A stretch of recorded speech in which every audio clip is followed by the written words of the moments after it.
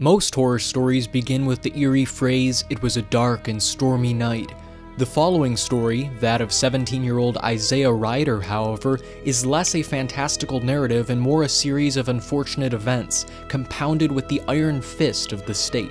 Isaiah's story begins in Kansas City, 2002. Only 5 years of age, Isaiah lives a normal life and, like most curious, energetic, and imaginative children, dreams of one day becoming a football superstar. Now, flash forward just 1 year, 6 years old. While at daycare, Isaiah suffers a leg fracture. He undergoes 10 surgeries in a span of 9 devastating years.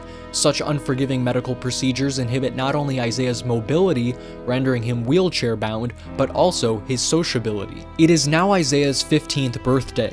His present, insult to literal injury. Doctors inform him, "We have done all we can do." Their prospect of hope wanes, as do Isaiah's options. Amputation of his leg is proposed by them as the answer to ending his frequent hospitalizations. The surgery does not go as planned. Medical complications are only added to Isaiah's already overburdened list: violent seizures, excruciating pain. Thankfully, Isaiah's heartbreaking convulsions subside. His mother, Michelle, is relieved.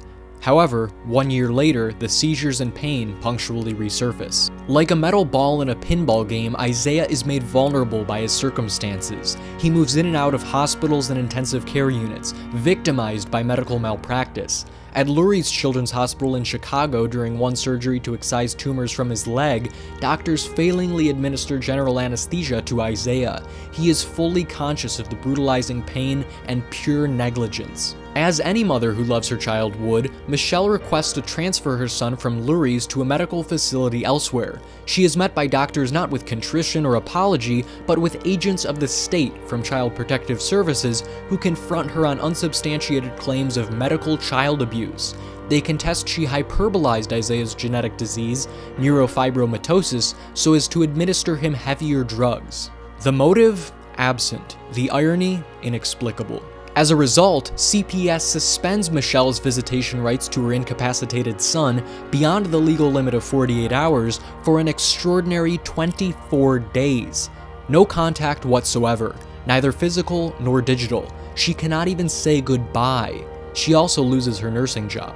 Yet, the plot thickens. Once released from Lurie's Children's Hospital, Isaiah is put into a nearby foster home in which he is physically and emotionally abused. His possessions are stolen. A gun is held to his head. Eventually, Isaiah is admitted to University of Chicago's Comer Children's Hospital. He's given psychotropic drugs, despite warning labels of their adverse side effects for individuals, like Isaiah, with kidney disease. The 17-year-old now lives with his grandparents. CPS forces them to supervise his medication. He sleeps most hours of the day. Anything he eats is regurgitated. Anxiety and morale are hopeless. There is no happy ending to this tragedy unfathomable to even Shakespeare. The once curious, energetic, and imaginative Isaiah Ryder is now respectfully helpless, exhausted, and vulnerable. His once-upon-a-time dream of playing football has now mutated into a nightmare. Anymore, his only dream is that of simply walking on his feet. Andrew Demeter, TeenTake, Chicago.